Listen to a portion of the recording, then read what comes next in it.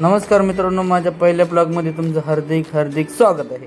आता आम्ही चाललो होतो उज्जैनला जाताना एका छानशा हॉटेलवरती थांबलो आणि तिथे चहा नाश्ता करण्यासाठी थांबलो होतो। पण तिथले पोहे एकदम गोड आणि चहा एकदम पांचट होता चहा।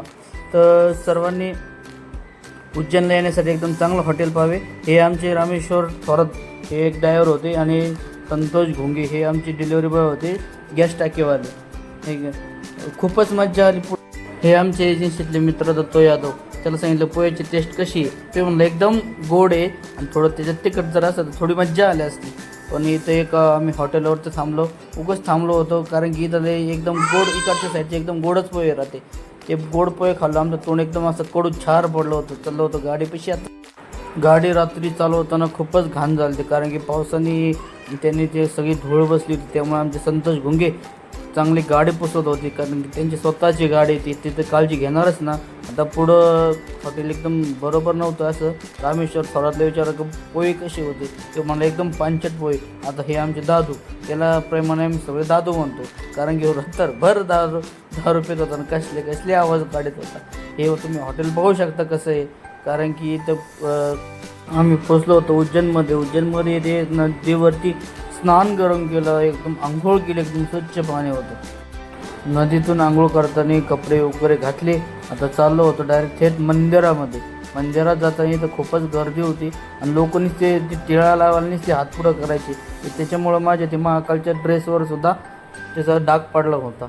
आता मला पण टिळा लावायचा आहे, पुढं गेलं तुम्हाला दाखवतोच कसा टिळा लावतं ते। एकदम खूपच छान टिळा होता।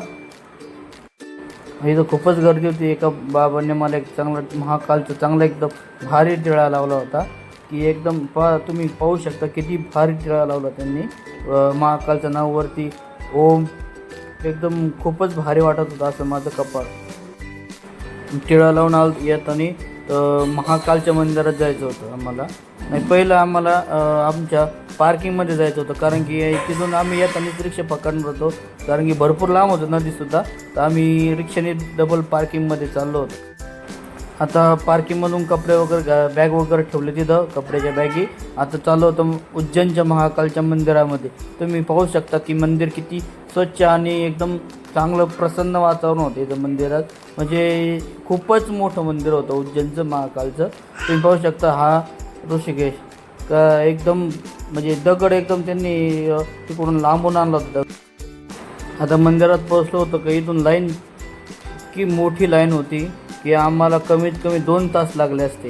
आम्ही लाईनीचा विचार नाही केला तर ते बाहेर त्याच्यावरून उड्या मारून जायचो आम्ही मंदिरामध्ये। खूपच मजा आली आणि जे महाकालचा इतका मोठा आवाज लोक गात होते की सांगताच कळेना। कारण की तुम्हाला जर इच्छा जर झाली ना तर उज्जैनच्या महाकाल मंदिराला आयुष्य भेट द्या। सगळ्यात पुढं आलो मी, सगळे माझे मित्र सगळे मागच राहिले होते। आम्ही थेट चाललो होतो आता उज्जैनच्या मंदिरामध्ये। तिथून ते लाईन पार करून मी थोडं वरती येऊन बसलो होतो कारण की पाय खूपच दुखत होते आणि तिकडून रामेश्वर पळतच आला माझ्यापाशी। तेव्हा म्हणलं तू तर एकदम भारी काम केलं, बॅररवरून उड्या मारून तिथं थांबला। आता आम्ही दोघं इथं मित्रांची वाट पाहत थांबलो होतो।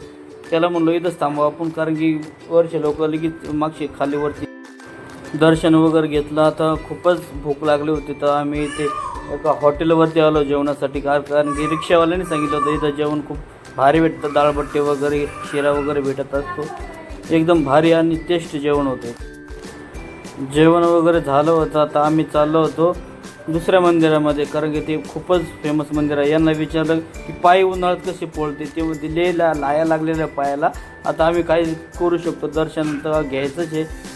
खूप यांचे पाय फुल लाल झालते कारण की काय एक जणांच्या पायाला डायरेक्ट फोडं चालते। खूप ऊन होतं आणि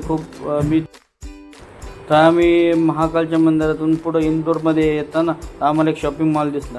त्या शॉपिंग मॉलवरच्या पायऱ्या पाहून माझ्या पायाच्या अगदच मस्तकामध्ये आलते कारण की इतकं भेव वाटत होतं की इकडं तिकडं पाहत आणि लय चांगलं वातावरण होतं इथं शॉपिंग केली।